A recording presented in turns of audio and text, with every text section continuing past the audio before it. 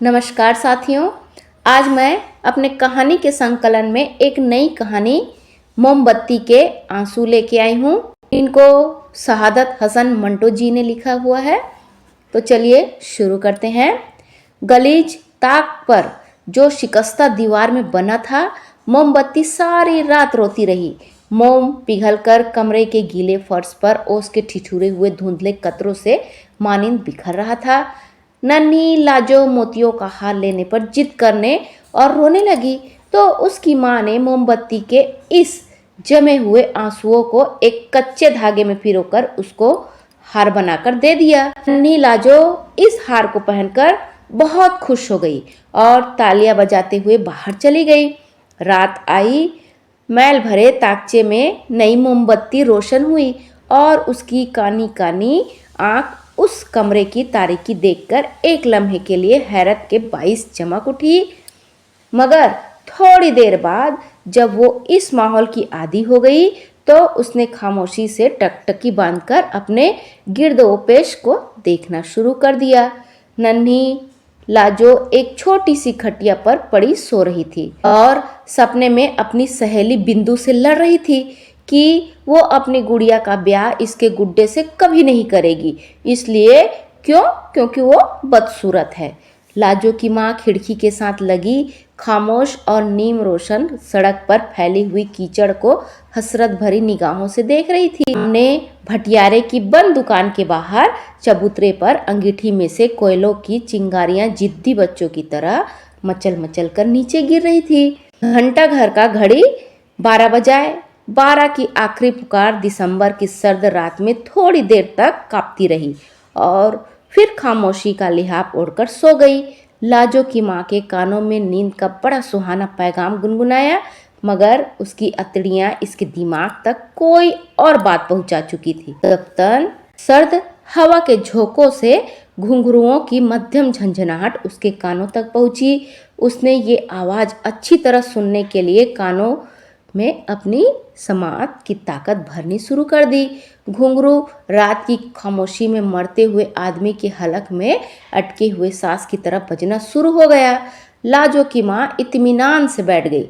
घोड़े की थकी हुई हिनहिनाहट में रात की खामोशी में इर्तियास पैदा कर दिया और एक तांगा लालटेन के खंभे की बगल से आ खड़ा हुआ। तांगा वाला नीचे उतरा। घोड़े की पीठ पर थपकी देकर उसने खिड़की की तरफ देखा, जिसकी चक उठी थी और तख्त पर एक धुंधला साया भी फैला था। अपने खुरदरे कंबल को जिस्म के गिर्द अच्छी तरह लपेटकर तांगे वाले ने अपनी जेब में हाथ डाला। 3.5 रुपए का करियाना था। इसमें उसने 1 रुपया 4 आने अपने पास रख लिए और बाकी पैसे तांगे वाले की अगली नशिस्त का गद्दा उठाकर उसके नीचे छुपा दिए। ये काम करने के बाद वो कोठे की सीढ़ियों की तरफ बढ़ा। लाजो की माँ चंदू सनियारी उठी और दरवाजा खोल दिया। माधव तांगे वाला अंदर दाखिल हुआ और दरवाजे की जंजीर चढ़ाकर उसने चंदू सनियारी को अपने साथ निपटा लिया।